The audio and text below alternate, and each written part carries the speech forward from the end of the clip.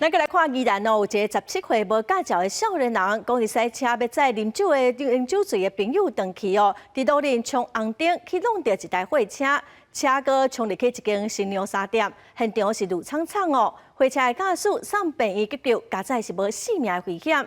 这台惹事的轿车车顶是坐4个人哦，因嘛是车祸发生了就落跑，今仔早起哦，才个登去车祸的现场。这个到底是向驶的车咧？警方表示讲爱个调查。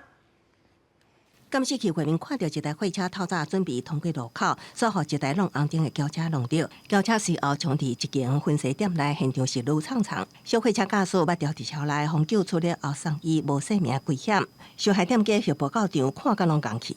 几乎整个下面的营业店面是几乎全毁了。全毁了，那这样损失大概多少？100万跑不掉。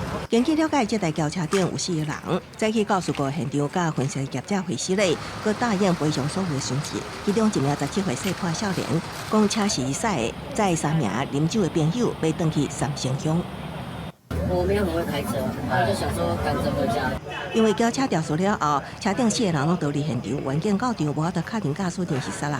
调看路口监视器也无法度厘清目前这当确认轿车有弄红灯甲肇事盗摇的违规。驾驶人逃逸离开现场，